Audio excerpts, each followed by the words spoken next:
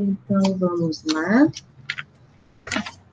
Com aqueles últimos 2 vídeos, né, pessoal? Nós terminamos essa teoria, essa parte teórica relacionada à rotação. Eu anotei algumas dúvidas que, né, algumas pessoas colocaram nos comentários daquele vídeo, mas eu espero, assim, vou até comentar, não sei se é dessa turma, mas eu espero que, com os exercícios, as coisas fiquem mais claras para, né, os que tiveram dúvida, até para a gente entender que tipo de situação vai ser cobrada da gente, né? Então, meu objetivo... Então, a gente tem 3 aulas, né, isso, de exercícios antes da prova. Eu selecionei alguns aqui da lista e vou começar por uma sequência de exercícios meio que começando do torque lá, né? Não só R, VEC, F, já envolvendo rolamento e momento angular também, mas começando aí, construindo esse conhecimento até a gente chegar nessa conservação do momento angular, né? Já vou dar exemplos hoje, mas, né, só para a gente retomar que foram aí uma sequência de aulas assíncronas, tá bem? Então, vamos lá, ó, eu quero, vocês têm alguma questão, assim, a falar especificamente de alguma coisa? Assim, Iva, eu preciso que você volte ali. É bom que eu dê uma retomada aqui, pelo menos no nosso formulário, eu acho, né? Do que a gente viu nessas 2 últimas aulas.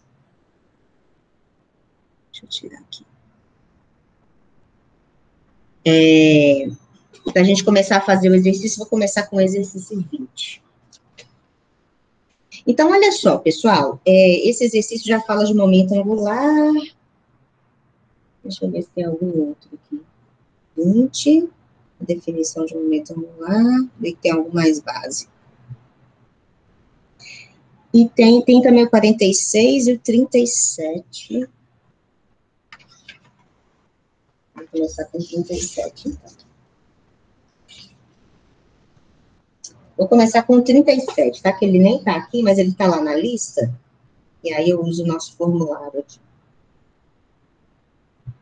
Então, olha só, pessoal. A gente viu na aula de rolamento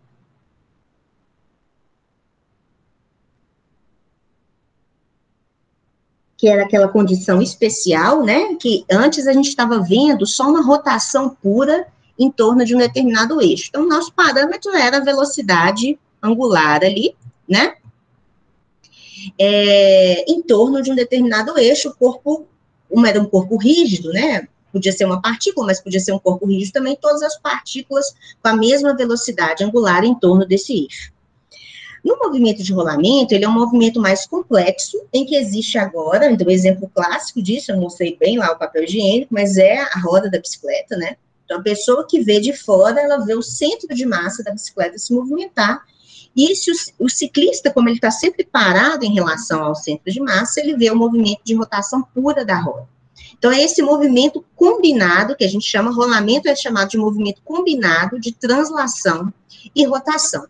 E a condição para que exista, então, esse rolamento perfeito, sem uma derrapagem em relação à superfície, só recuperando, né, o nosso formulário, é que V do centro de massa é igual a ômega R.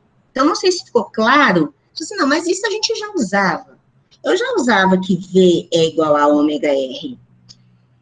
Já usava, mas eu estava usando isso numa rotação pura, então entendam a diferença, né? Imagina que você tem só uma roda que gira em torno desse eixo Z que está furando aí o plano da tela de vocês, né? Essa roda, ela gira com uma velocidade angular ômega. Então o que é aquilo que eu usava V igual a ômega R? Esse V estava associado ao movimento, à velocidade linear de um ponto da roda, né? Porque esse ponto, ele tem um vetor aqui que é tangencial a essa trajetória, esse meu vetor velocidade. Então, a velocidade daquele ponto, aí nesse ponto aqui, nesse ponto tem outro vetor V, né? Então, se eu for olhar para a velocidade linear, então a gente não vê movimento do centro de massa, o centro de massa está aqui paradinho, né? SV é igual a ômega R, né? Uma relação que vem lá daquela definição do arco de circunferência. quando eu estabeleço essa condição para o rolamento, é diferente, né? Eu estou vendo o centro de massa se movimentar com uma certa velocidade, uma velocidade do centro de massa. E toda vez que a velocidade do centro de massa for exatamente igual a ômega, que é a velocidade angular da roda, vezes o raio dela, a gente tem essa condição de rolamento sem deslizamento. Então, entenda a diferença, quem não captou isso lá, né, que são coisas diferentes, né? Então, rolamento, essa é basicamente a nossa principal equação, porque as outras são derivadas dela, né? Então, se eu quiser saber sobre a aceleração do centro de massa, é só derivar isso, então vai ser alfa R, né? São as duas equações que a gente vai usar. Aliada a essa equação de rolamento, né, gente, a gente sempre vai estar usando aí, na maioria das vezes, né, agora vai estar envolvendo torque, então a gente tem que torque, R, VEC, F, produto vetorial entre, né,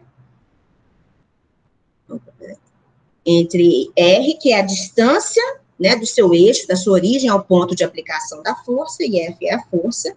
E lembrando que, qual que é a segunda lei de Newton de rotações? Que quando houver um torque resultante, esse torque produz uma aceleração angular, então é I alfa, né? Lembram que é o análogo da segunda lei de Newton de translações, que me diz que a força resultante é igual a massa vezes a aceleração. Agora, o torque resultante é igual ao momento de inércia vezes a aceleração angular. Então, basicamente, é isso aí para resolver o exercício 37. Deixa eu ver se tem mais alguma coisa. E muitas vezes a gente vai fazer também considerações de energia, né? Então, lembrando que energia mecânica é a soma das energias cinéticas e potenciais. Energia cinética, lembra que energia cinética total, ela envolve tanto uma energia cinética de translação, que é o caso, o centro de massa está andando, ó. Se o centro de massa está andando, existe uma velocidade do centro de massa que precisa ser considerada, né? Então, se ele desloca e roda, né, existe também uma energia cinética de rotação, que é meio de I ômega ao quadrado, e a gente vai usar as potenciais, que aqui no caso vai ser a gravitacional, que eu vou usar a MGY. Então, retomamos aí as nossas principais fórmulas envolvidas aí. E eu pedi, o exercício 37 é basicamente o exercício 46 que eu pedi para vocês entregarem, para computar a presença, não foi? Eu pedi para essa turma? Sim. Se vocês tiveram alguma dúvida, eu lembro que alguém me mandou um e-mail falando que teve dúvidas, mas eu não estou sabendo se é dessa turma. Eu só não consegui fazer a letra B, que não bateu com o gabarito. Isso, foi essa letra B mesmo.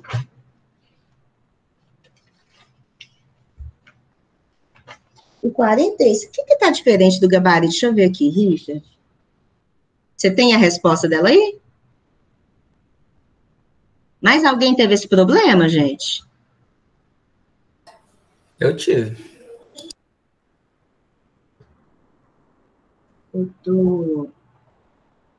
Eu fiz ela aqui hoje, justamente porque... Ah, tá.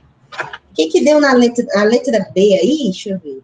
A letra B pede... Vocês querem que eu faça aqui com vocês? Vamos fazer, então? Pode? Vamos fazer, né? É um exercício de rolamento clássico, parecido com o 37. Então, o 46... eu estou sem ele aqui para projetar. Tem algum problema? Você fala o exercício?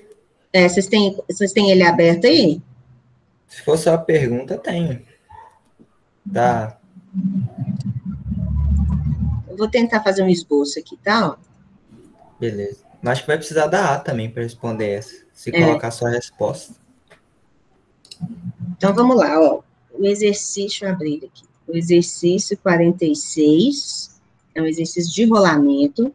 Diz que do alto de um plano inclinado, então é basicamente uma situação de plano inclinado, que tem um ângulo θ, 46. E eu tenho dois corpos que vão rolar. Nós temos uma esfera e uma casca cilíndrica, que vão ser abandonados aqui no repouso, né?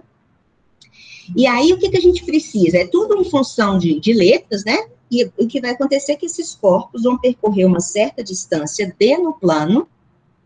A massa dos objetos é a mesma, tanto a esfera como a casca tem massa mzão. A esfera tem raio rzão e a casca também tem raio rzão. Aqui é a casca e aqui é a esfera. Aí fala qual é a velocidade com que cada uma atinge a base do plano, tá? Então, para eu resolver isso, eu preciso dos momentos de inércia. O momento de inércia da esfera é 2/5 de mR2. E isso deveria ser dado, tá, gente? A não ser que seja um exercício de calcule o momento de inércia. E o momento de inércia da casca cilíndrica, que eu vou chamar de IC, é igual a mR2. O fato da resposta errada tem a ver com isso aí ou não? Foi erro mesmo. Não. Isso aqui vocês computaram certo, né? Sim, essa parte sim. Então tá. Então, olha, se eu for fazer... Deixa eu ver o que mais que fala. Do alto, são abandonadas, qual é a velocidade com que cada atinge a base do plano? Compare as velocidades e o tempo gasto. Aqui não... ele não fala que era para ser rolamento. Vocês consideraram que existe força de atrito? Vocês fizeram por energia?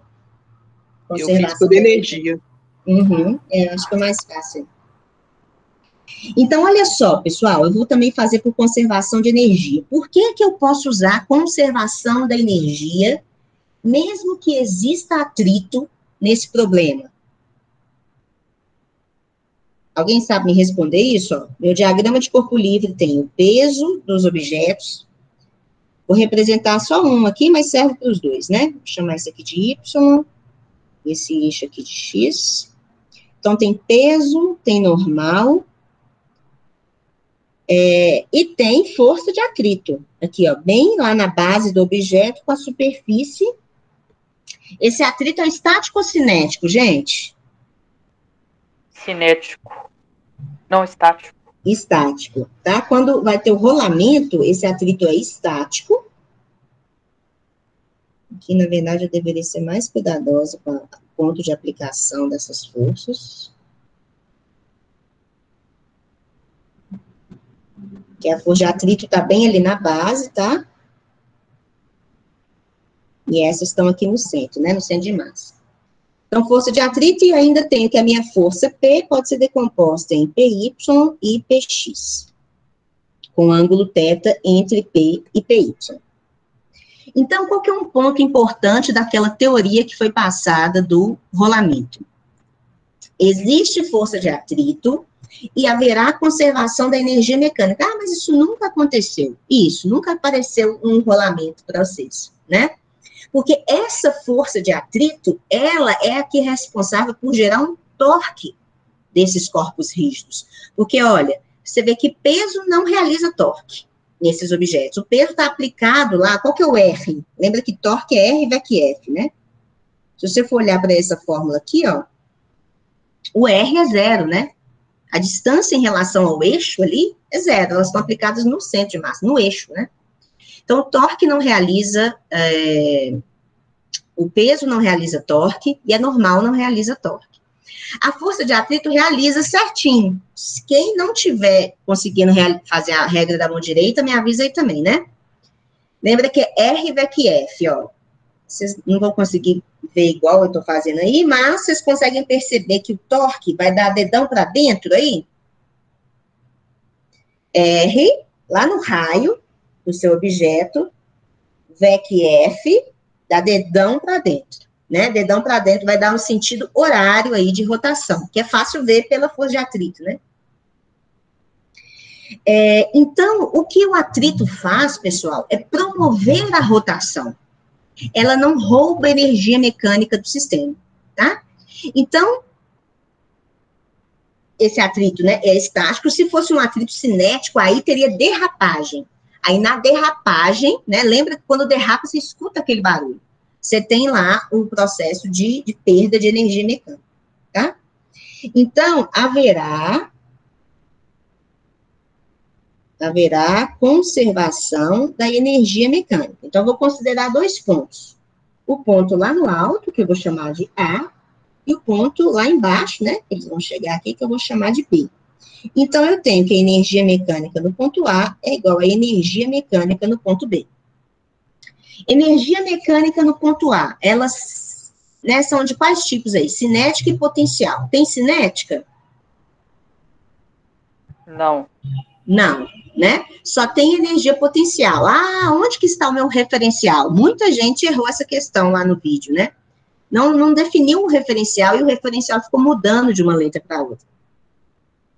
Então, ó, meu referencial vai ser aqui, ó, y igual a 0. Vou chamar lá no chão.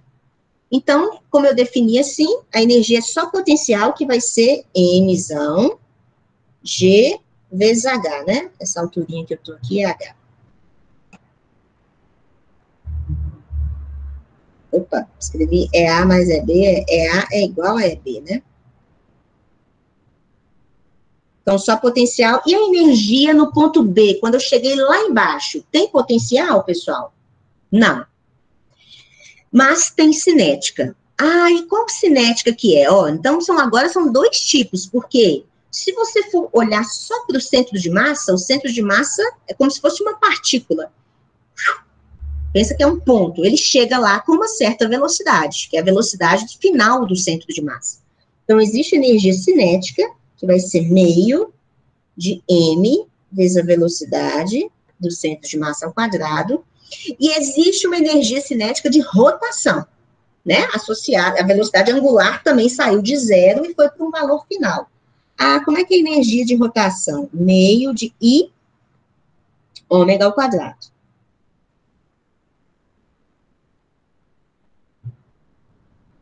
Só que aí existe o quê? Só que eu vou usar aqui da condição de rolamento, porque aqui eu estou com mais variáveis do que eu consigo, né, gente? Eu tenho V e ômega como variáveis e uma equação só. Mas existe uma relação entre elas. A condição de rolamento é que a velocidade do centro de massa, como a gente viu, é igual a ômega vezes R, tá? Como ele está pedindo a velocidade, eu vou transformar o ômega em V, ó. Vai ficar tudo em termos da variável V, tá? Então, vai ficar, depois eu vou simplificar aí mais rapidamente. Então, MGH, alguma dúvida aí, ó, no que eu tô fazendo? Mais meio de I, onde tiver ômega vai virar V do centro de massa ao quadrado, dividido por R2. E aí, pessoal, já vou fazer uma baita simplificação aqui, porque na letra A tá me perguntando quanto que é a velocidade, né? Deixa eu até verificar aqui.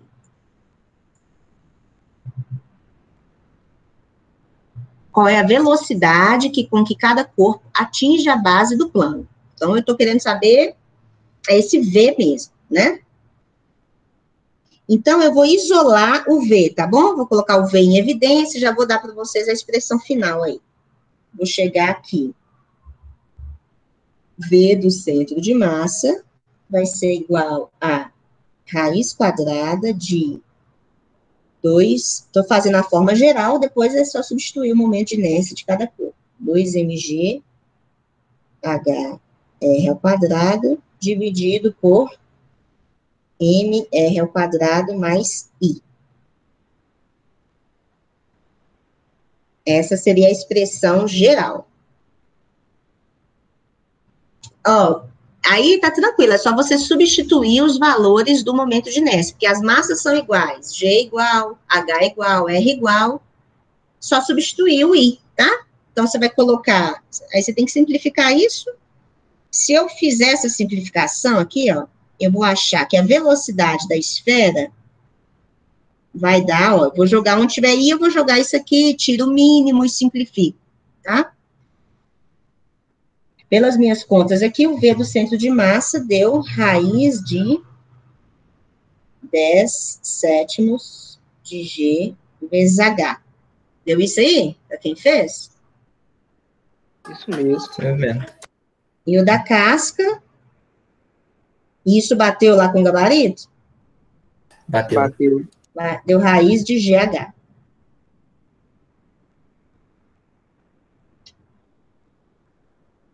Tá, então essa é a letra A. Aí fala, compare as velocidades, né? Só para saber quem é maior, quem é menor, né? Então, a gente vê o quê? Se eu comparar pelos momentos de inércia, né? Quem tiver maior momento de inércia, ó, se eu for olhar, 2 dividido por 5 dá 0,4. Então, o momento de inércia da esfera é 0,4 mR2. E o da casca é 1 mR2. Então, a gente vê que quem tem menor momento de inércia vai ter uma maior velocidade lá embaixo, né? Que é o que a gente vê aí, a esfera chega com uma velocidade lá embaixo maior do que a casca. Porque se ela, lembra disso, né? Se ela tem menor momento de inércia, e as massas são iguais, é tudo igual, né? Geometricamente. Se ela tem menor momento de inércia, então ela tem uma maior aceleração angular, né, gente? Então ela vai chegar lá com uma velocidade, ela vai ganhar mais velocidade ao longo do percurso, tá? Beleza. Agora, deixa eu procurar aqui a letra B.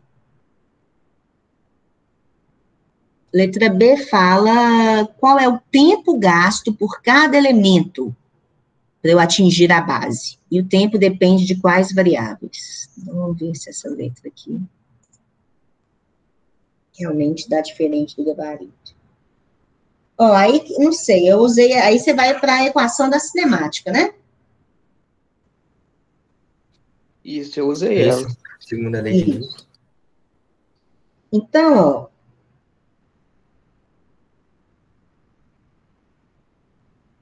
usou a segunda lei de Newton? Porque, olha só, porque como está perguntando... Px menos a força de atrito. Pegou a massa da desaceleração. Isso. Então tá, então vou por esse caminho também. Então ele pergunta o tempo gasto, né, pessoal? Se eu for analisar o tempo gasto, antes de eu chegar nessa segunda lei de Newton aí, é só a gente usar tempo gasto toda vez que eu tenho uma aceleração constante, né? Lembrar da equação da cinemática lá, ó. Daquelas 3, né? Eu vou poder usar essa aqui, por exemplo. Ó. D é igual a VOT mais meio de AT ao quadrado, né? Que relaciona o deslocamento, a aceleração e tal. Todas partiram com velocidade nula. Então, para eu achar o tempo, eu tenho que ter a aceleração, né? Então, o tempo vai ser igual a 2D sobre a aceleração do centro de massa raiz. Então, o tempo que eles vão gastar depende do deslocamento que eles fizeram ali, que foi exatamente o mesmo, e depende da aceleração do centro de massa. Então, nosso problema vira agora encontrar a aceleração do centro de massa. Ah, e como é que eu acho a aceleração? Aí já vem uma segunda lei de Newton na sua cabeça lá, né? Porque é dinâmica. Não é isso, gente? Então, como é que eu vou achar a aceleração? Então, lembra o seguinte, isso eu até fiz no vídeo, né? A gente já tem até a expressão. Estão acompanhando aí, gente? Sim. Tá tranquilo? Sim. Tá. Então, vamos pensar o seguinte, na segunda lei de Newton, a gente está revisando a matéria toda de rolamento. Segunda lei de Newton para rotações. Aliás, não, né? Tem que ser para translação também. Fazer segunda lei de Newton nos dois casos. Então, para a translação, olhando lá para o nosso diagrama, o que eu vejo? Eu vejo que os objetos vão cair, o centro de massa não está acelerado, não é isso? Então, vai existir uma aceleração do centro de massa. Ah, então como é que faz a segunda lei de Newton? Em Y, eu não preciso preocupar, né? A normal é igual a I, PY e tal. Vou preocupar só com X. Então, com X, ó, vamos lá, o somatório das forças, né, ou a força resultante, é igual a massa do objeto, que no caso é emisão, vezes a aceleração do centro de massa, né, que é como se fosse uma partícula.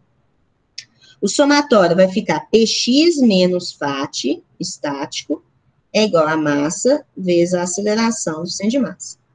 Px vai ser igual a mzão G, seno de θ, menos Fat, a massa vezes a aceleração do centro de massa. Então, para eu achar a aceleração do centro de massa, e aí sim eu tenho informações do tempo, eu preciso descobrir a força de atrito, né? De onde que vem a força de atrito? Qual a equação que vai aparecer para a força de atrito? Da rotação, porque é a força de atrito que provoca esse torque, né? Então, quando eu for analisar a rotação, aí eu vou usar a segunda lei de Newton para rotações, que me diz que o torque resultante em relação a um determinado eixo, né, é o momento de inércia vezes a aceleração angular. Então, compreendendo isso aí, gente, se vocês não entenderem a regra da mão direita, também fica difícil, ó, porque o que é o torque resultante? É isso que vamos pensar, o torque resultante em relação ao eixo, esse eixo que passa pelo centro dos objetos, né? Porque eles estão girando em relação a esse eixo central, né? Então, vocês concordam que só a força de atrito vai gerar torque? Está claro? Quem não tiver claro isso aí, me fala, tá?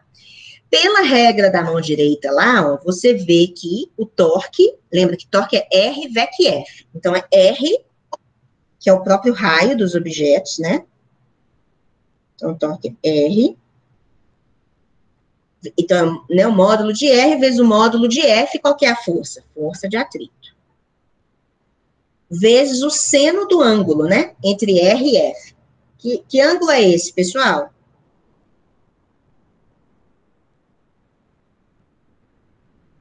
Qual que é o ângulo entre R, ó, R e F? 90? 90 graus, né? A força de atrito é perpendicular ao seu raio. Então, por isso que o torque é facinho de calcular, né? Ó. Então, V seno de 90 é igual a I, onde I vai depender se é a esfera ou se é a casca, vezes a minha aceleração angular. Lembra, seno de 90 é 1, né? Por que você deixou tudo positivo, Ive? Porque eu botei meu eixo descendo, né? Se o corpo está acelerando para baixo, eu botei ali positivo, então todo mundo que estiver rodando naquela direção ali, beleza, a aceleração é positiva, tá? Então, eu preciso achar a minha força de atrito, que eu substituí lá na minha, vou chamar isso aqui de equação 1, né? Então, ó, a força de atrito vai ser igual a I alfa dividido por R. Então, eu tenho que substituir isso aqui, ó, para eu pegar a minha aceleração, né? Mas aí vão ficar duas variáveis, ó. Existe aceleração linear do centro de massa e existe aceleração angular. Por quê? Porque antes a roda lá, os objetos não rodavam e começaram a rodar. Então, teve uma aceleração angular. Mas, de novo, essas acelerações estão relacionadas. Por quê? Por causa do rolamento. Se V do centro de massa é igual a ômega R, A do centro de massa é igual a alfa R. Só derivar em relação ao tempo, né? Então, onde tiver alfa, ó, é a mesma coisa de aceleração dividido por R. Então, o Fat é igual a I sobre R, e alfa é a aceleração do centro de massa sobre o raio, né? Então, Fat é IA do centro de massa sobre R2. Então, essa é a equação 2 que eu vou substituir na 1. Então, ó, mg seno de θ menos Fat, que é IA do centro de massa sobre R ao quadrado, é igual a MA do centro de massa. Então, como eu quero obter a aceleração desses objetos, eu vou colocar ela em evidência e vou chegar que a aceleração do centro de massa é igual a mg seno θ, dividido por m mais I sobre R ao quadrado. Então, achei as acelerações. Ah, quanto que vai ser da esfera? Você vai substituir o I da esfera, que foi dado. Ah, e quanto que vai ser a casca? Você vai substituir o I da casca. Pelas minhas contas aqui, ó, quando eu fizer para a esfera, eu achei que o A do centro de massa deu 5/7 de G seno de θ. Né? Porque vai cortar o R aqui, blá, blá, blá. E o A do centro de massa da casca deu G seno θ sobre 2.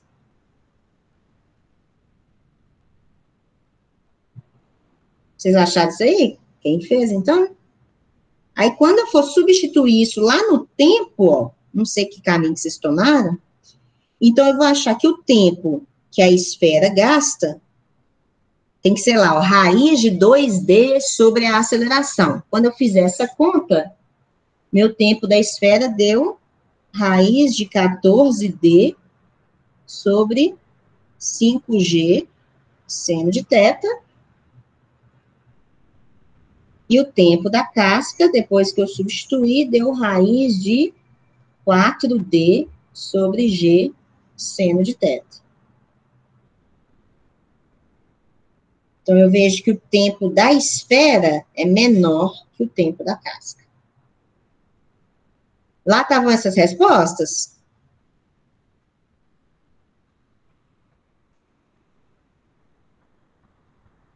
Vocês que falaram que acharam diferente? Sim, no gabarito tá isso mesmo. O que vocês erraram, hein, gente? Eu errei na aceleração ali, ó. Deve ter errado em conta mesmo. Eu errei, né, nessas de substituição aí. Que a minha aceleração deu diferente. Ah, tá. Então, sua Aceleração. aceleração aqui deu diferente, né? Isso. Aí, a partir daí, foi só... Aí foi tudo errado. Aí já Tá, bagunçou. mas faz sentido aí, Wagner, e quem errou, as equações que a gente obteve da rotação, da translação, faz sentido aí? Que às vezes é um erro mais grave, tipo, errei um sinal. Não, na verdade, foi o erro mesmo na hora de uma passar Substituir para mesmo. outra. Entendi. Tirar o mínimo ali, né? É. Tá. Então, beleza. Então, gabarito parece mesmo correto. E aí, deixa eu ver se pergunta. O tempo depende de quais variáveis? E aqui não faz sentido, pessoal, a gente responder que o tempo depende só de D, de G e de θ. O tempo depende, na verdade, do D e da aceleração, né? E na aceleração entra aqui, ó, a massa, momento de inércia, né? Então, é importante, o que definiu a diferença dos tempos ali foi justamente a diferença entre os momentos de inércia, né? Tá bem? Então, esse é um problema classicão de rolamento, que usa conservação da energia, usa a segunda lei de Newton, tanto de translação quanto de rotação. Aqui.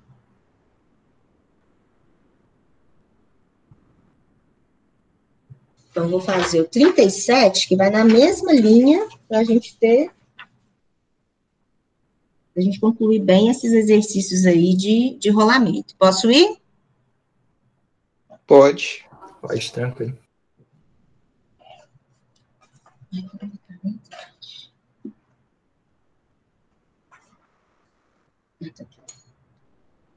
Então, 37... A 37 eu também não coloquei aqui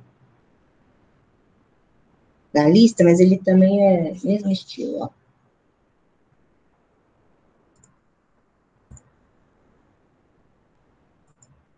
37 da lista, deixa eu pegar.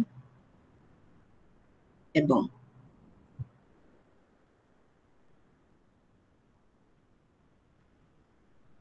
37 diz o seguinte, ó.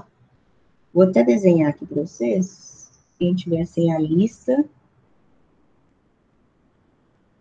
É bem parecido com esse aí, que tinha uma esfera e uma casca rolando, só que agora a gente tem uma polia aqui, que está presa num bloquinho. Então, o bloquinho tem massa M. A polia tem massa MP. A polia tem raio Rzão. E o momento de inércia da polia é meio de M, que é a massa da polia, vezes o raio ao quadrado.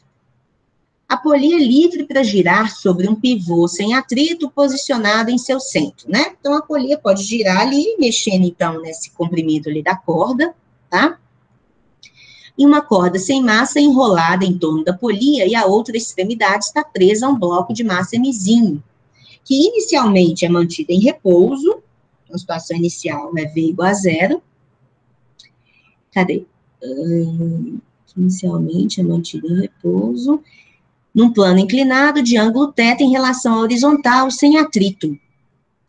Só que aí o que vai acontecer? Esse bloquinho, ele vai descer, vai sofrer um deslocamento D, vai parar aqui.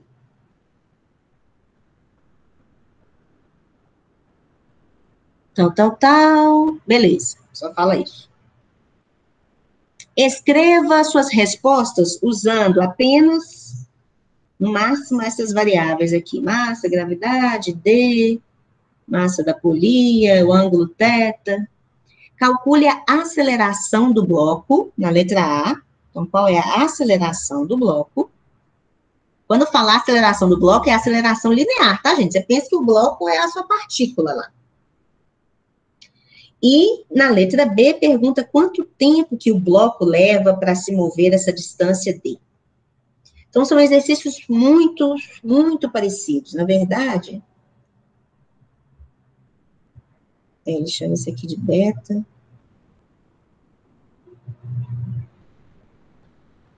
Só para ficar igual.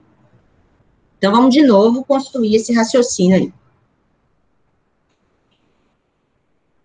Gente, sem atrito, tá? Sem atrito, resolver por energia é sempre um caminho que eu considero um caminho mais fácil, tá? Então, vamos pensar o seguinte. Quais são os pontos que eu estou considerando, que eu tenho que relacionar, que a energia está sendo conservada? Então, eu vou chamar esse ponto aqui, onde ele está lá no alto de A, e esse aqui, esse ponto de B. Então, o primeiro passo é eu entender que a energia mecânica é conservada. Por quê? Porque não existe atrito, né? Então, beleza. No caso lá, não preciso repetir isso, né? No caso lá do rolamento, existia atrito né? Mas não dissipava energia. Então, se a energia mecânica é conservada, a energia mecânica do ponto A é igual à energia mecânica do ponto B. Então, vou fazer passo a passo aqui. Aqui muita gente errou, esses exercícios são bem parecidos, né? Inclusive com essa do vídeo 2. Energia mecânica no ponto A seria a soma da cinética com as potenciais. Lembrando que cinética agora, gente, você começa a prestar atenção, né? Porque o que é o seu sistema? A energia mecânica do sistema é conservada, mas o que é o seu sistema? Não é mais o bloco sozinho. Seu sistema é o bloco preso à polia. Antes, a energia cinética era só uma energia de translação, quando a gente estava estudando energia lá no início do curso. Porque aquela polia, a gente desprezava tudo da polia, né? Agora a polia gira. Então, quando falar de energia cinética e aparecer uma coisa que gira, você tem que também levar em consideração a energia cinética de rotação dessa coisa, tá? Então, K mais o A vai ser igual a KB mais o B. Então, vamos pensar. No ponto A, qual que é a energia cinética associada ao meu sistema? O bloco está parado. A energia cinética do bloco é 0. E a polia também está parada, né? Está todo mundo paradinho. Então, beleza. Então, as duas energias cinéticas são nulas. Energia potencial. Seria energia potencial gravitacional. Então, onde que eu vou colocar a minha referência? Você tem que ser coerente com a sua referência, você pode colocar em qualquer lugar, mas você tem que ser coerente com ela ao longo do problema todo, né? Eu vou colocar no chão. Então, aqui eu vou chamar o meu y igual a zero, né? Então, aqui é o meu u igual a zero, tá? Então, note que eu não coloquei meu u igual a zero nem no A, nem no B. Ah, eu posso colocar pode colocar em qualquer um, tá? Se você coloca o seu u igual a zero no a energia potencial de B, ela é o quê? Negativa. Se no A é zero, B está abaixo de A. Então, B é negativo. Ah, se eu coloco no B, então B é zero e o A é positivo, tá? Então, a energia potencial do A, eu vou chamar isso aqui, ó, de Y1, que é a altura que o bloco A tá, e essa alturinha aqui eu vou chamar de Y2, que é a altura que o ponto B tá? Então, vai ficar M, que é a massinha do bloco, G, vezes a altura, né, que no caso a posição ali é o meu Y1, posso chamar até de YA, né, para facilitar a vida. YA. Vai ser igual a, agora vamos pensar lá no bloco B, no ponto P, no ponto B. No ponto B, tem energia cinética de rotação, de translação ou de ambos os tipos? De ambos os tipos, porque a Ambos os polia tipos. também está em movimento. Exatamente. Então, vamos pensar no mais fácil. Cinética de translação, porque ele chegou no ponto B vazado ali, né? Só porque está congelado ali. Então, cinética do bloco seria meio de mv ao quadrado. Velocidade ali, eu vou chamar aqui de velocidade final ali, ou velocidade no ponto B. Tem cinética de rotação, porque só congelou ali, mas a polia tem uma certa velocidade angular instantânea ali naquele ponto, né? Ah, como é que eu vou fazer isso? Lembra que energia cinética de rotação é meio de I ômega ao quadrado. Então, já vou substituir as fórmulas ali, tá? Então, vai ser meio de I. Aliás, vou escrever aqui para não confundir vocês. Então, ó, essa é a energia cinética inteirona, lá no ponto B. E energia potencial no ponto B, de acordo com o meu sisteminha aí, vai ser mgy2.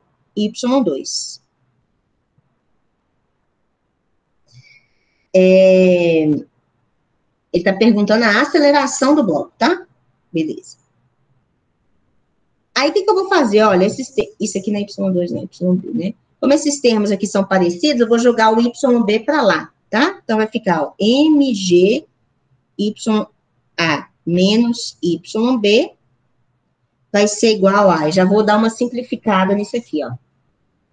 Isso aqui vai ser meio de MVF ao quadrado mais meio de I, que é o momento de inércia da polia. O momento de inércia da polia foi dado, ele vale meio de M R ao quadrado vezes a velocidade ao quadrado. Então, notem o seguinte, a velocidade linear, lembra quando isso aqui tem aqueles exercícios da máquina de Atwood lá, né? A gente fala, ó, isso aqui tem um bloco, e esse bloco tem uma corda que está associada à sua polia. Então, lembra de novo que a energia, que a velocidade angular de rotação da polia tem a ver com a velocidade desse ponto, que no fim das contas está relacionada à velocidade do bloco, né? Então, onde tiver aqui ômega, então você sabe que V é igual a ômega R, né? Agora, não pela questão lá de rolamento, pela questão da associação da variável ali, dessa configuração, né? Que a gente discutiu, na própria polia lá. Então, onde tiver ômega, vai virar V sobre R. Então, vai ficar meio de I, V ao quadrado sobre R ao quadrado. Compreenderam essas contas aí, gente? Isso aqui, ó, é esse termão aqui, ó.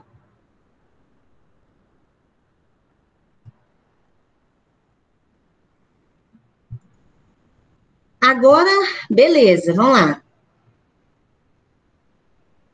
YA menos YB, gente. YA menos YB é justamente esse pedacinho aqui, ó.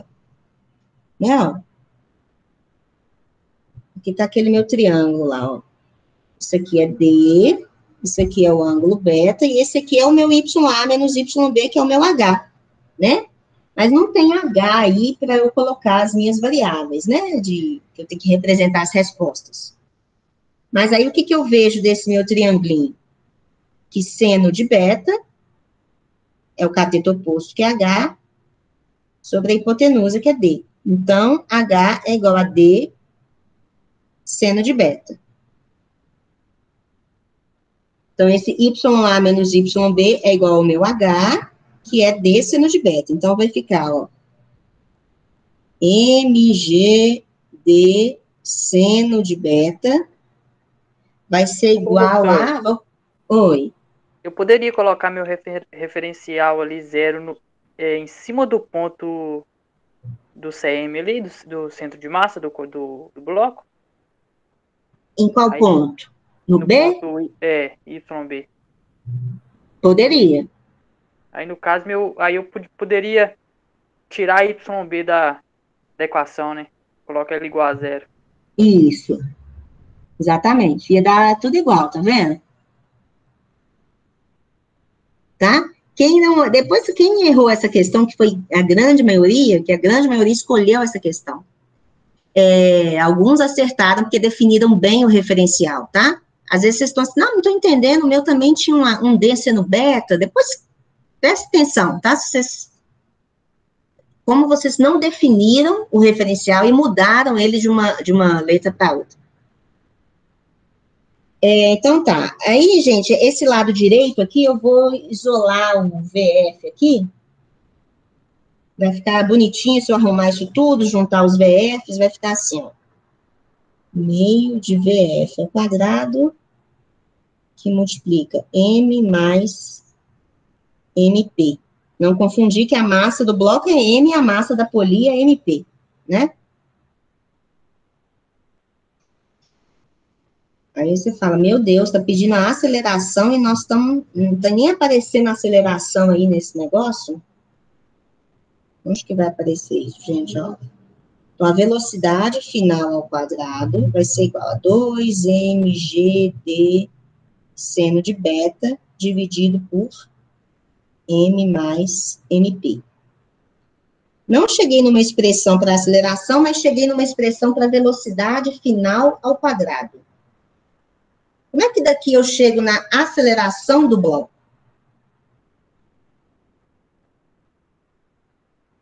Se você chegou na velocidade final ao quadrado do bloco, como é que eu chego na aceleração? Naquelas primeiras formas lá, que veio ao quadrado. Isso. Exatamente. Então, eu vou usar a equação lá da cinemática, que me diz a Torricelli lá, ó. V quadrado é igual a VO ao quadrado mais 2AD. Então, a velocidade inicial é zero, que ele partiu do repouso. A velocidade final ao quadrado é justamente essa que eu cheguei aqui. Então, eu vou simplesmente isolar a aceleração do sistema e vou achar que vai ser mg seno de beta dividido por m mais mp sobre 2. Então, essa é a aceleração do seu bloquinho. Vai depender do ângulo, vai depender da massa da polia. Interessante, né? Ó, lembra que quando a gente estava fazendo esse exercício lá de leis de Newton, que a gente não falava de nada de rotação, a gente desprezava a massa da polia, né? Então, a gente retoma o nosso resultado mais basicão, ó, que a massa da polia era zero, aí cortar em cima M com M, e a aceleração do bloco era G seno de beta, como a gente achava, tá?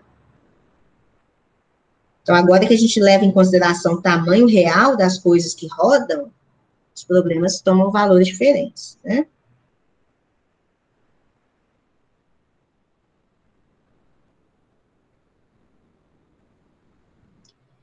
E aí, pessoal, pergunta depois o tempo. O tempo de queda do bloco, aí é só relacionar de novo, tá? Com aquelas equações lá da cinemática.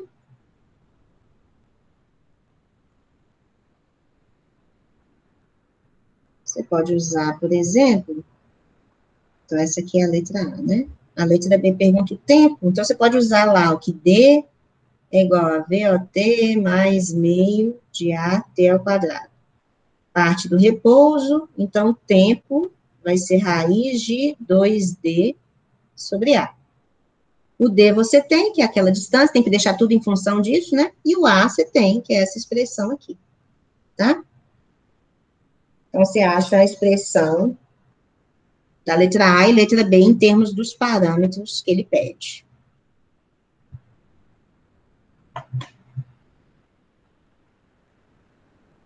Deu para acompanhar aí?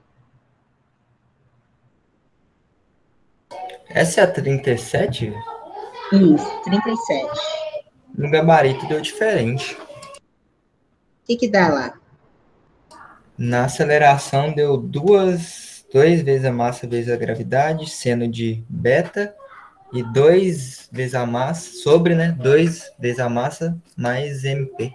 Isso, é que ele tirou o mínimo aqui embaixo. Ah, tá. Se eu tirar o mínimo embaixo, aí esse 2 pula lá para cima, aí vai dar certinho, tá? Ah, tá, entendi. Beleza? Então, esses foram exercícios de rolamento e rotação e translação usando energia. Agora, vamos para um de momento angular, para a gente entrar nessa segunda aula. Então, vamos começar com o 20. Vocês colocam um presente para mim, gente, por favor?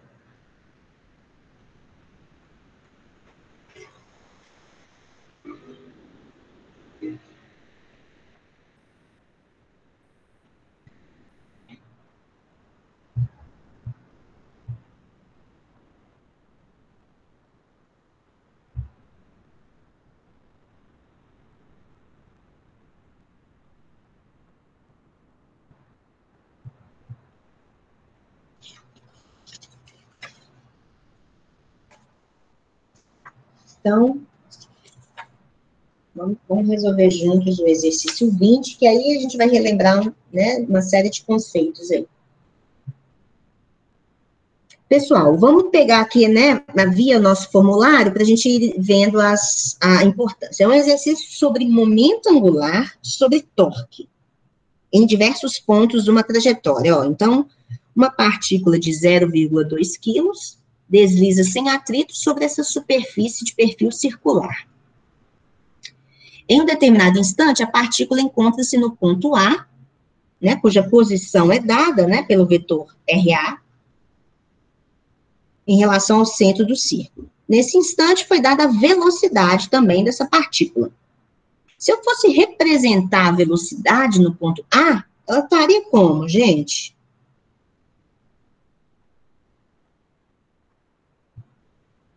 Tangente à trajetória, não é isso? Então, meu vetor, o P é o peso da partícula, tá? Meu vetor A, VA, ele estaria aqui, tá? Meu VB estaria aqui. Então, lembra que o vetor velocidade linear é sempre tangente à trajetória. Então foi dada a velocidade no ponto A, tudo em vetores unitários, e fala, considerando B um ponto localizado sobre a interseção da superfície e o eixo Y, beleza, o ponto mais baixo lá da trajetória, considerando G igual a 10, vertical aqui para baixo, ó, já que ele pôs que o Y está para baixo, por isso que o G dele está positivo. Ó. Identifique se as sentenças são verdadeiras ou falsas. Então, vai perguntar sobre momento angular da partícula. Então, vamos definir o que é momento angular de uma partícula. Momento angular está relacionado, é um vetor, né? que está relacionada à tendência de rotação que essa partícula tem em torno de uma origem, né? Então, qual que é a definição de momento angular para uma partícula? R é o produto vetorial entre R e P. Quem que é R? R é lá, é o RA, ó. Lembra que o momento angular é em relação a esse eixo aqui, ó, que passa por essa origem aí, tá? Então, esse vetor está medindo a tendência, né? A capacidade de rotação que essa partícula tem de girar em torno desse eixo, tá? E pelo desenho aí, vocês concordam que tem uma capacidade de giro? Que ela tá lá, ó, e ela tem um vetor para cá, ó, então ela gira em torno desse eixo. Tá? O momento angular ali naquela posição não é zero. Tudo bem? Entendem esse produto vetorial, R, VEC, P? Tudo é regra da mão direita, tá? P não é peso não, tá, gente? P é momento linear. Momento linear é massa vezes velocidade. Não é isso? Então, R, ó, R localiza lá a minha partícula em relação ao meu eixo e M, massa vezes a velocidade da partícula. Então, isso é momento angular de partícula. O que mais? Segunda coisa que vai precisar aí é torque. Torque já é o produto vetorial entre R e F. R, então, é o vetor que localiza o ponto de aplicação da força. Então, se eu quisesse perguntar alguma coisa sobre o torque, que o peso da partícula realiza. Cadê o peso? O peso foi dado aqui pela letra P, ó. Vetor P. O torque, então, quem que é o R? R é o próprio RA, ó. Localiza a força em relação ao ponto. E F seria o peso, tá? Então, é resolver produto vetorial na mão. Porque foi dado em vetores analíticos. E se precisar de alguma coisa, fala de conservação. Não fala, né? Fala, então, é só a definição desses vetores. Então, a gente vai precisar disso aí. Então, vamos lá. Vamos discutir vamos letra por letra, para a gente ver o que é falso e verdadeiro e ver as dificuldades suas. Letra A. O módulo do momento angular orbital em relação ao ponto O da partícula, quando ela está no ponto A, é 0,22 quilos vezes metro ao quadrado por segundo?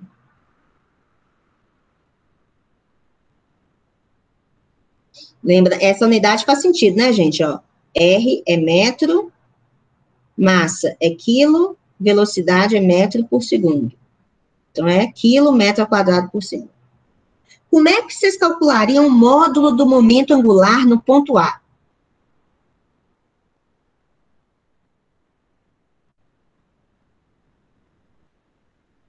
Para verificar se isso é verdadeiro. Raio vezes a massa vezes a velocidade? Isso, só que é produto vetorial. Certo? Sim. Então, é para I e para J, no caso. Na verdade, agora que você me falou aí, eu até pensei que tinha um jeito mais fácil de fazer isso mesmo.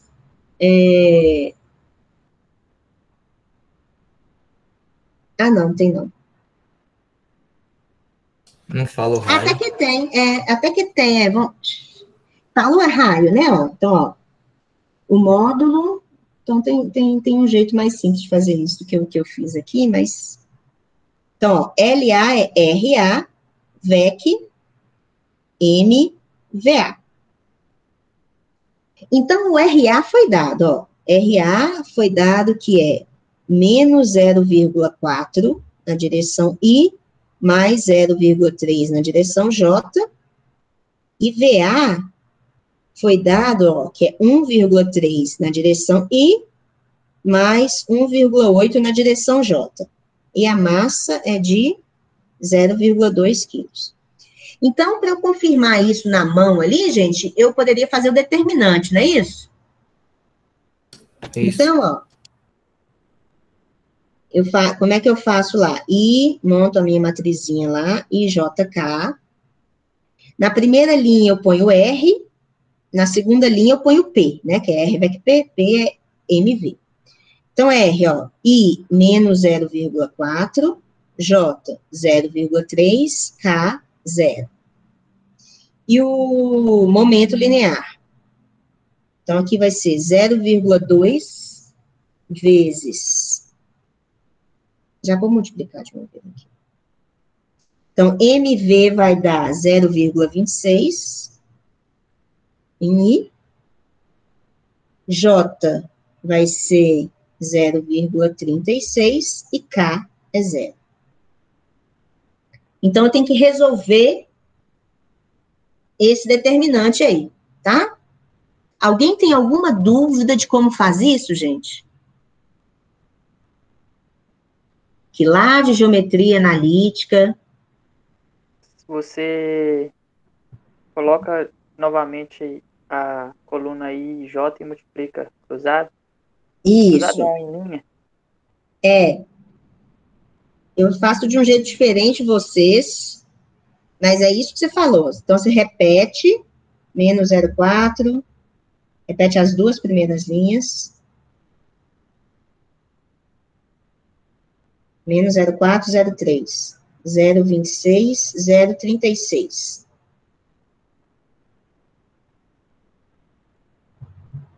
Ih, eu não vou saber fazer desse jeito cruzado aqui, não. E sai multiplicando cruzado, né? Sim, primeiro começa Isso. em Mas daria linha. certo na matriz desse jeito aí? Ela não tem que ser quadrada, não? Ou eu tô doida? Eu acho que dá Não, certo.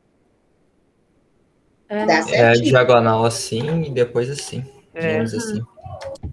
Então, olha, quem não sabe fazer, então vou ensinar do jeito que eu faço mais fácil, né? Então, olha, eu tenho que resolver isso aí. Então, o resultado disso é um vetor. Um vetor que tem componente I, combinada com componente J, possivelmente, né? Combinado com o componente K. Como é que eu faço para achar componente I? Deixa eu ver aqui.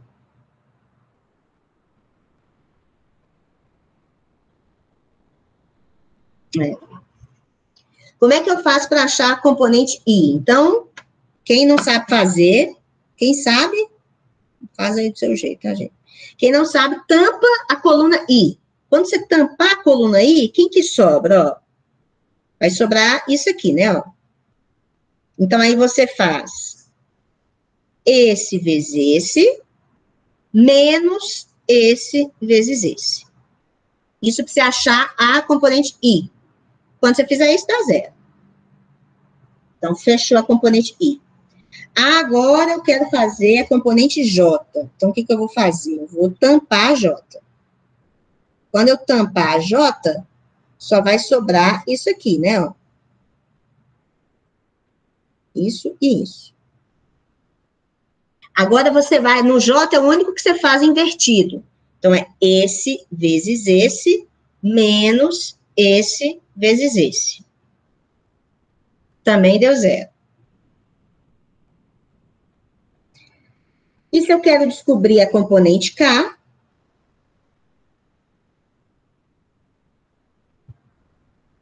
eu tampo a coluna K.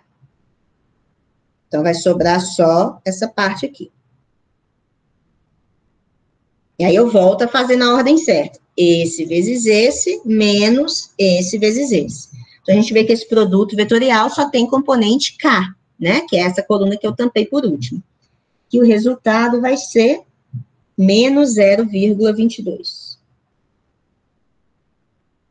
Então, esse meu produto vetorial aí deu menos, se eu fosse escrever em termos do vetor, menos 0,22 na direção K, ou seja, na direção Z. Aí ele fala lá, então, o módulo do momento angular é de 0,22? Ok, né? Verdadeiro.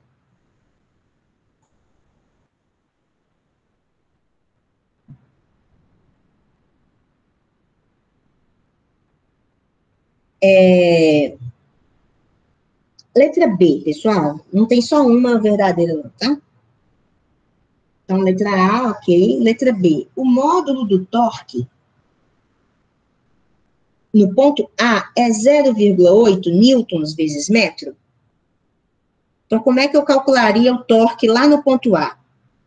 Então, lembra da definição de torque. Torque é R, VEC, F. Então, de novo, é seu determinantezinho, né? Então, aqui vai ficar vou só indicar aqui, IJK. Primeira linha, seu R é menos 0,4, 0,3 e 0. E a sua força? Como é que eu escrevo a força, gente? Qual que é a componente I da força?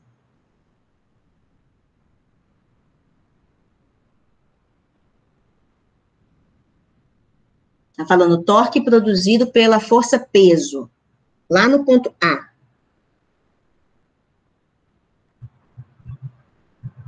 Qual que é a componente I do peso? A gravidade? Na direção I. Direção I é a direção X, né? Zero. Isso, 0. Então, na direção I é 0. Na direção J é o módulo do peso, que é M vezes G, né? Então, M é 0,2. G é 10. Então, vai dar 2 newtons. E K, 0. Não é isso?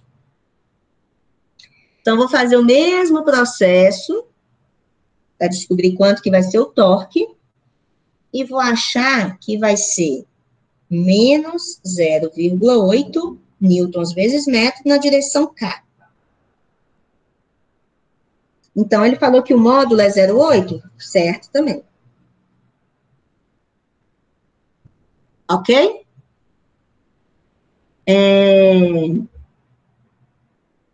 Quando a partícula se encontra no ponto B, o torque devido à força-peso é 1 newton por metro?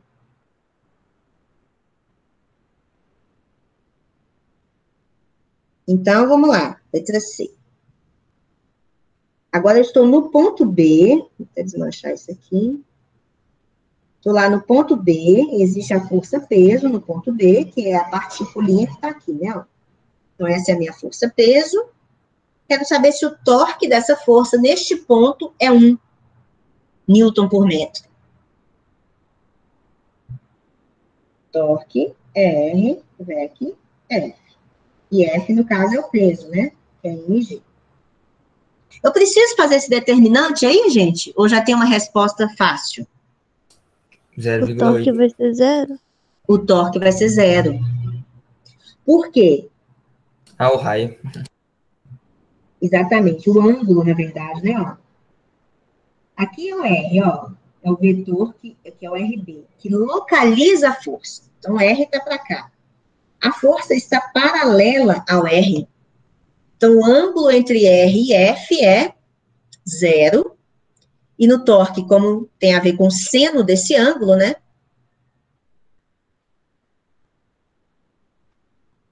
Vai dar torque igual a 0. Ou só você pensar também, olha, a força-peso no ponto B ali não faz a partícula girar. O máximo que ela vai fazer é a partícula cair, né? Então, letra C é falsa.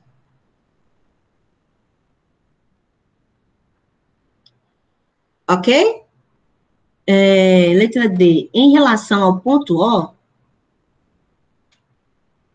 durante todo o movimento da partícula, o torque produzido pela força normal, na direção perpendicular à superfície, é nulo.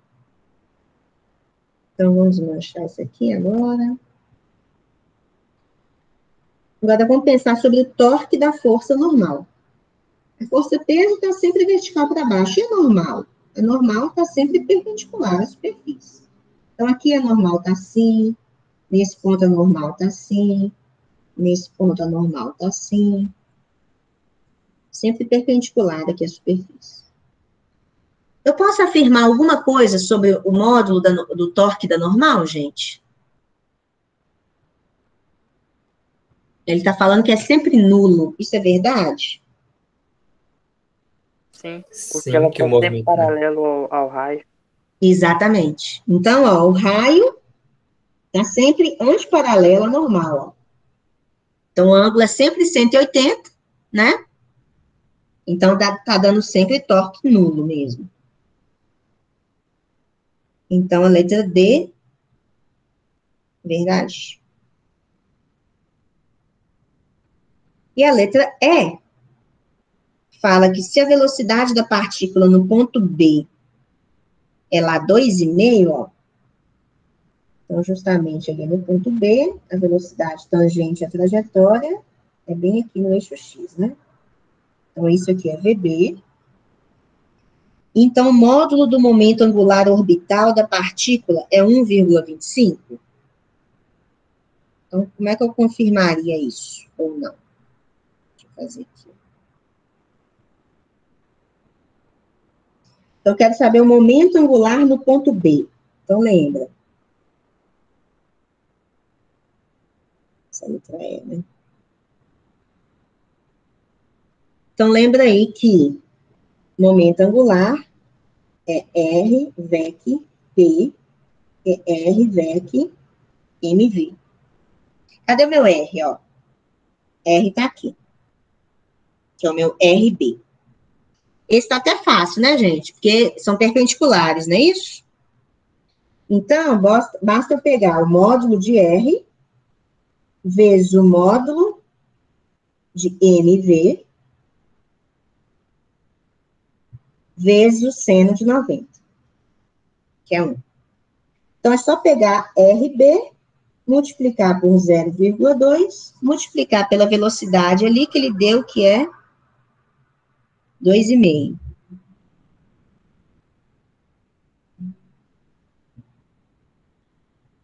Mas como é que eu vou saber RB?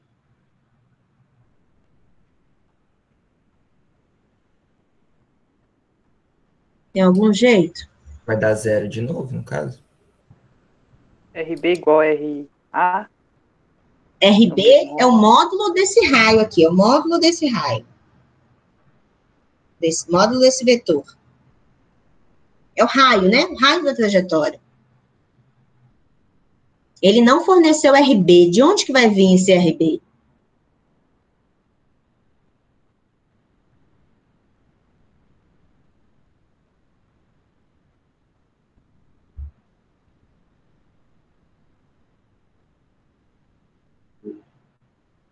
Ele me deu o RA, né? RA.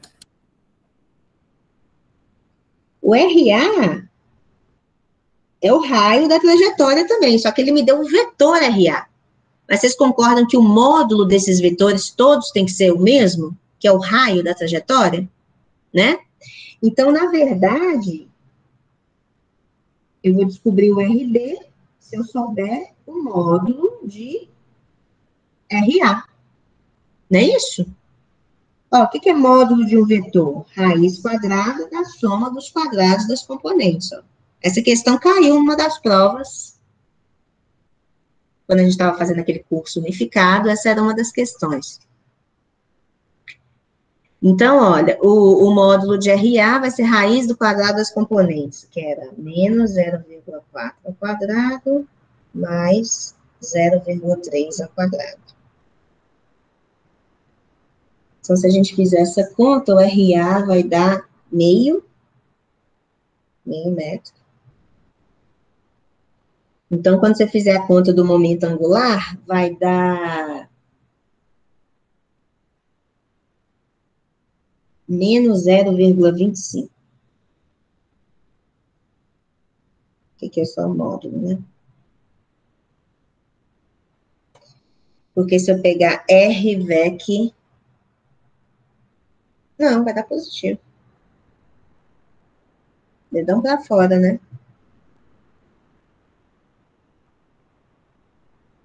Consegue fazer aí, gente?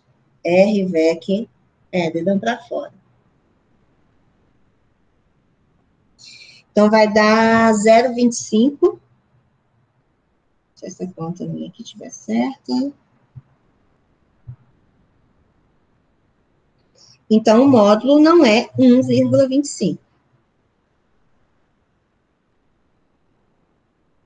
O módulo é 0,25.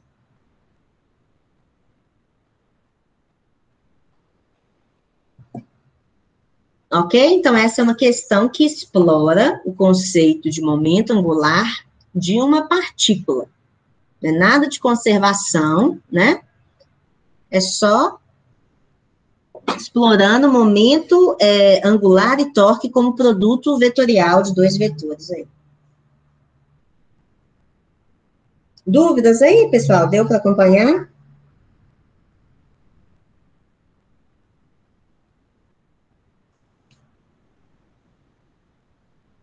E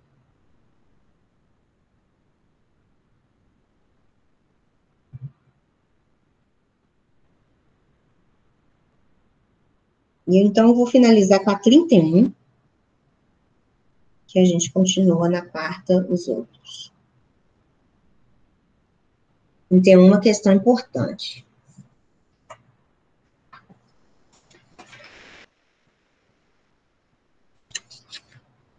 Vamos lá. 31 envolve conceitos de conservação do momento angular. Então, vamos para o nosso formulário para situar a gente, ó. O que eu vou precisar aqui? Eu vou precisar que o momento angular de uma partícula é R vec P, onde P é igual a mv. Eu vou precisar que momento angular de um corpo rígido é igual a I ômega. Esse foi o tema da última aula, né, pessoal? Quando você tem uma partícula que gira em torno de um eixo, é R vec P. Mas quando você tem um corpo rígido, tem essa explicação lá, é como se você tivesse que computar esse R vec P para todas as partículas. Quando você expandir esse somatório, você vai cair na expressão de momento de inércia, né? Então, o momento angular em relação a um determinado eixo, para um corpo rígido, a gente fez em relação ao eixo Z, né? É I, ou seja, o momento de inércia desse corpo em relação a esse eixo, vezes a velocidade angular desse corpo em relação a esse eixo, tá? Então, nós vamos precisar, porque tem uma barra, que é um corpo rígido, e tem uma partícula. Nessa aula, o que mais que a gente viu de coisa importante? As condições para uma conservação do momento angular. Então, é muito parecido com o momento linear, né? Existe uma situação antes, geralmente envolve uma colisão, né? Então, existe uma situação imediatamente antes da colisão, do evento, e uma situação imediatamente depois. Quando que eu tenho que o momento angular do sistema vai ser conservado? A conservação do momento angular vai acontecer toda vez que o somatório, né, dos torques externos em relação a esse eixo forem iguais a zero. Não é isso? Então, toda vez que isso acontecer, o dl dt é igual a zero. Ah, o que significa isso? Momento angular antes do evento é igual ao momento angular depois do evento. Vetorial em relação a um determinado eixo. Vamos aplicar isso? Acho que são essas três fórmulas aí. Isso. Então, vamos com calma, ó. Uma haste rígida de comprimento D, tá meio ruim aqui a coisa, mas aqui, ó, tá dividido em D sobre 2, que tá marcado o centro da barra, marcando o centro de massa ali dela. Isso aqui também é D sobre 2. E a haste tem massa M. Então, nós vamos precisar que o momento de inércia da haste, pessoal, isso teria que ser dado, aliás, foi dado, né? Foi, ó. É igual a 1 sobre 12 md ao quadrado. Então, recapitula essa informação. O que é isso? O momento de inércia da haste é 1 sobre 12 md ao quadrado. Então, você tem uma haste que está lá, e é tabelado que o momento de inércia dessa haste em relação ao eixo, que passa aqui, ó, no centro dessa haste, ó, né? Então, ela vai girar assim em relação a esse eixo. Esse momento de inércia, que tem a ver com essa distribuição de massa em torno do eixo, é 1/12 vezes a massa da haste, vezes o comprimento dessa haste ao quadrado. Só que aí nós já temos um problema, pessoal, porque essa haste não vai girar em torno do centro, não é verdade? A haste, se ela girar ali, ela vai girar em torno do ponto P, que tem um ponto P fixo aqui, ó. Então, ela só pode girar em torno lá da extremidade dela. Ele não me deu isso. Ele não me deu o momento de inércia em relação ao eixo que passa pelo ponto P. Como é que eu saberia, então, o momento de inércia da haste para o ponto P? Para o eixo que passa no ponto P. Vocês lembram disso? Eu acho que tem aquele negócio de eixos paralelos. Exatamente. Então, você tem que usar o teorema dos eixos paralelos. O teorema dos eixos paralelos nos diz que, quando eu quero saber o momento de inércia em relação a um eixo que é paralelo ao momento de inércia do centro de massa ali, então, o momento vai ser a soma do momento de inércia em relação ao centro de massa, vou repetir aqui, mais a massa do corpo, massa da haste, vezes a distância entre os eixos, que são paralelos, ao quadrado. Teria até a fórmula, faltou essa fórmula aí, né? A fórmula do teorema dos eixos paralelos. Quanto que vale a distância entre esses eixos paralelos aí, no caso? D/2. D/2. Então, mais md/2 ao quadrado. Então, quando eu fizer essa conta, eu vou ter aqui o momento de inércia da haste em relação ao ponto P, vai ser igual a md ao quadrado sobre 3, tá? Esse é o momento de inércia que eu vou usar.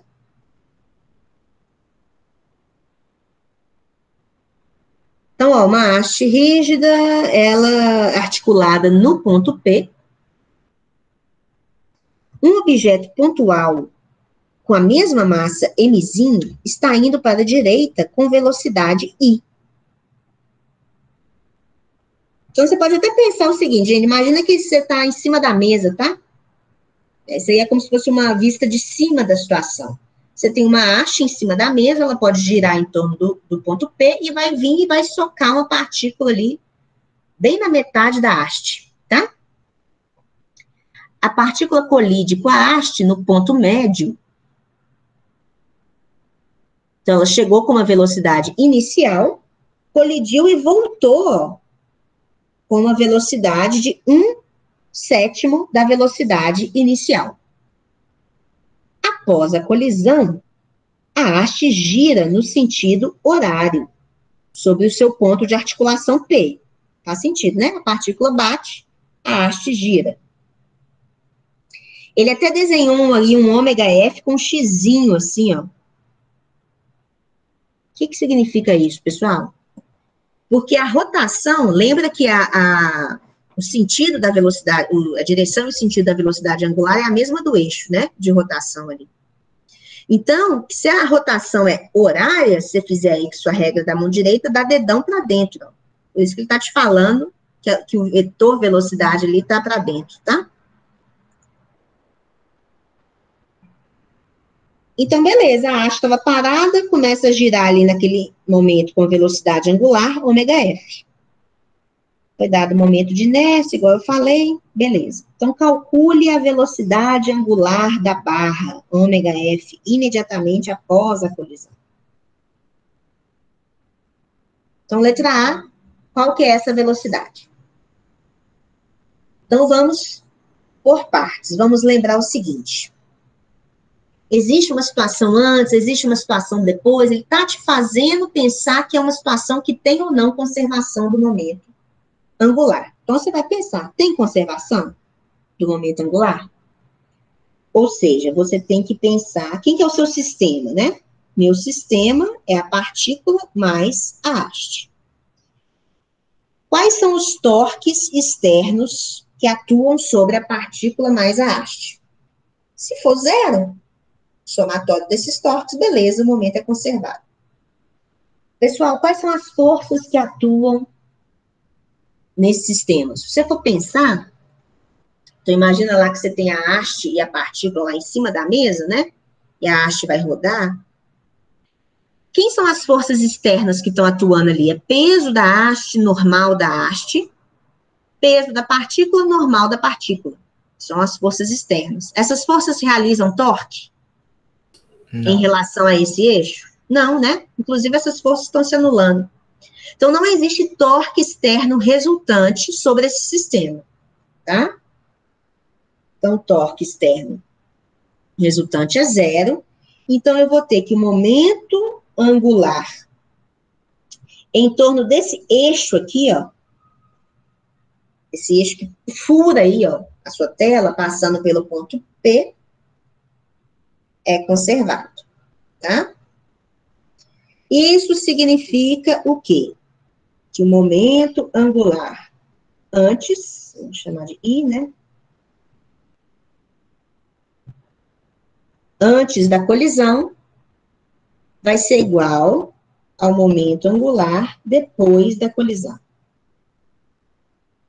E isso é vetorial, né, gente? Então, vamos prestar atenção aí. Momento angular antes da colisão. É a mesma coisa o caso da energia, lá, você tem que computar para todo mundo do sistema. Então, eu vou escrever, ó, o que é o momento angular antes? É o momento angular da partícula mais o momento angular da haste. Antes da colisão. E o final, momento angular da partícula mais o momento angular da haste, imediatamente após a colisão. Vamos começar com o mais fácil ali. Qual que é o momento angular da haste antes da colisão?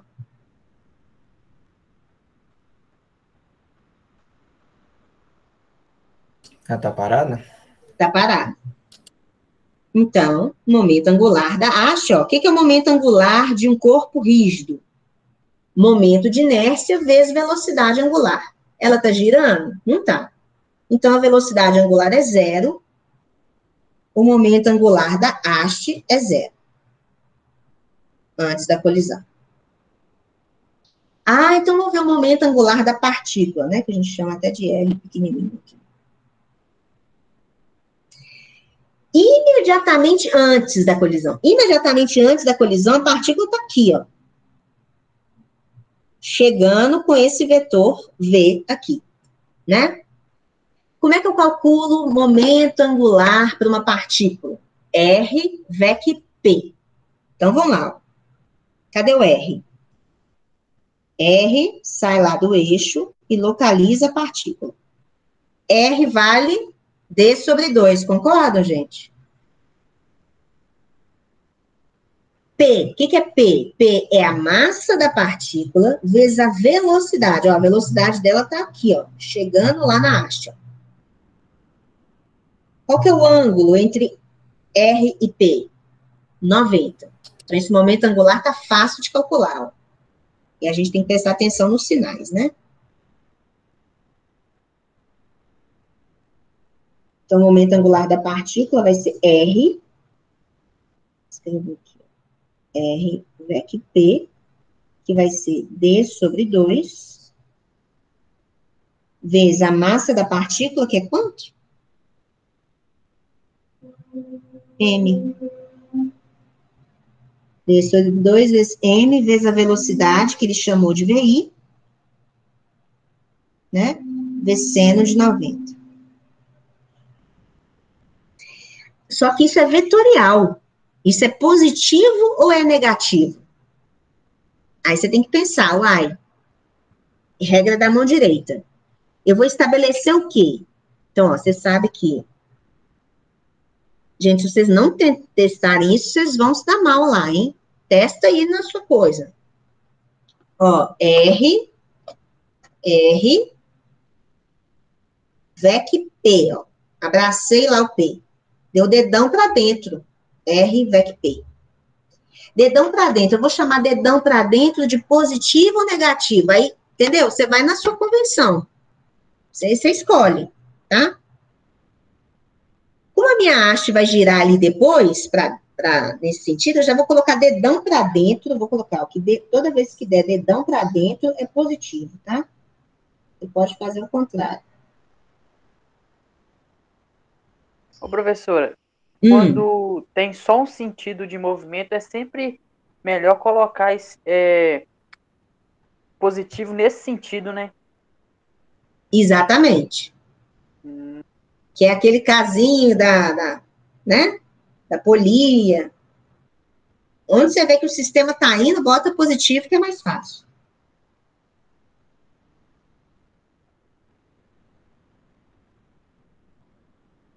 Aí, ó. Só que aí, Júnior, nesse caso específico, na situação de depois, você vai ter um sinal trocado aí, você vai ver, ó. Então, entendendo que eu botei dedão para dentro positivo, então isso aqui ficou positivo, tá? Ó. Então tá, agora eu vou fazer a situação depois. Então, vamos pensar no momento angular da partícula depois. Então, qual que é a minha situação imediatamente depois? Imediatamente depois, a partícula está aqui, ó. Colada lá na haste, só que voltando, com essa velocidade VF, né? Então, como é que é momento angular de partícula? R, VEC, estou tentando fazer aqui bem passo a passo, para vocês irem pegando. Então, é R, VEC, P. Então, é módulo de R. Quem que é o módulo de R? Ó, sai do eixo e localiza a partícula. Módulo de R é D sobre 2 de novo. É D sobre 2. Módulo do momento linear. Momento linear é massa, que é M, vezes a velocidade. Só que agora é a velocidade final. E a velocidade final, ele falou que é 1/7, se eu não me engano, ó, 1/7 da velocidade inicial. 1/7 de VI. Só que faltou a regra da mão direita aqui, ó. Então, agora, quando eu fizer R, ó, eu tenho que abraçar lá, ó, o momento linear, a velocidade, ó. Então, só pode ser assim, ó.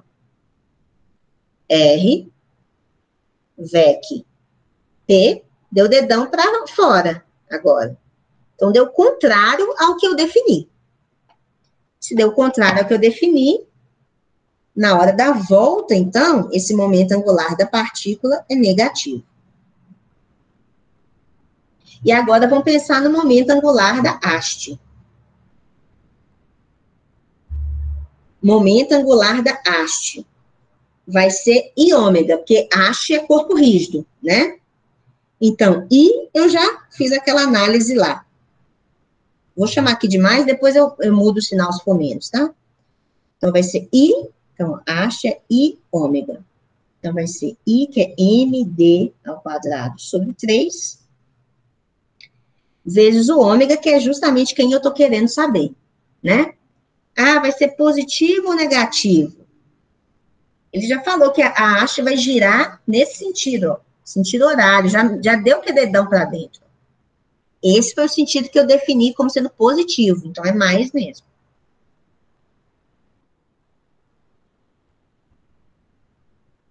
Certo? Ó? Então, basta eu isolar essa velocidade angular aí, né? Tá tudo em termos dessas velocidades mesmo. Então, eu vou chegar que a velocidade angular vai ser igual a 12/7 da velocidade inicial sobre T, que é o comprimento da barra.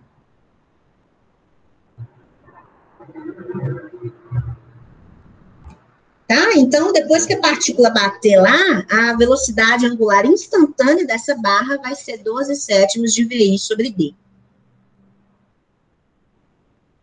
Tudo saindo por conservação.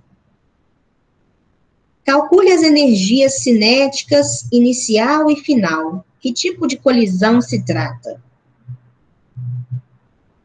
Então, letra B Lembra que se as energias cinéticas são iguais, a colisão é chamada de elástica, não é isso? Se as energias cinéticas são diferentes, a colisão é chamada de inelástica. Então, quem que é a minha energia cinética inicial? Lembra que você tem que ver se gira e se anda. Então, a energia cinética inicial é só da partícula, que a barra está parada, não é isso? Então, vai ser meio de mvi ao quadrado.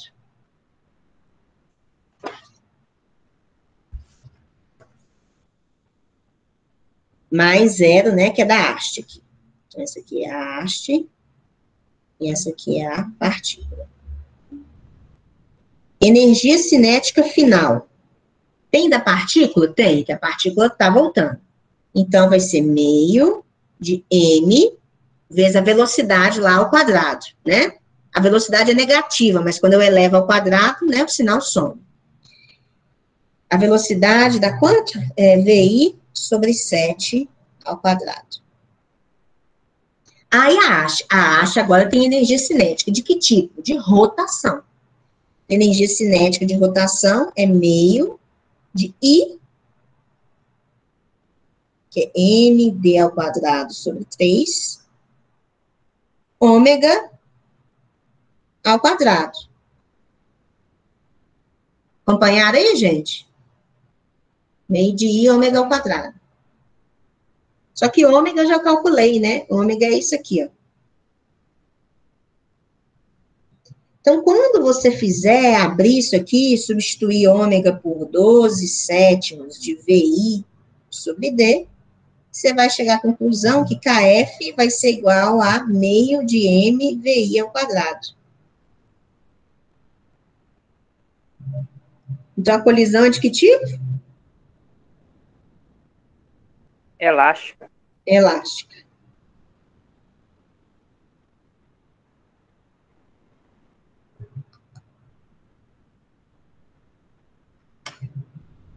Beleza?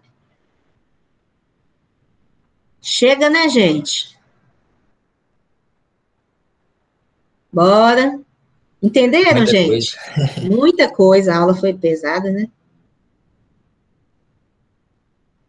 Então tá. Então, a aula que vem, vou trazer mais exercícios da lista ou do Halliday aí, pra gente continuar. Mas é isso, tá vendo? É só praticando mesmo, gente, senão o negócio não entra. Vejo vocês quarta-feira, então, hein?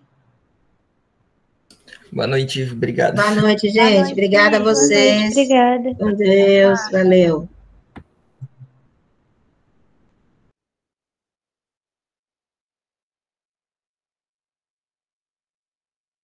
Ô, professora, Oi. aqui, a nota que tá lá no Classroom, ela tá correta? A nota da prova com a do vídeo? Você tá achando que a sua tá errada? Não, é que você tinha falado que tinha dado um problema com o Moodle lá. É a nota do Moodle que está errada ou a da É tabela? a da planilha que tá certa, essa minha do Classroom. Ah, então fechou com 10. Eu achei que tava errada. Não, beleza? Beleza, professora. Valeu, Então obrigado. tá. Falou.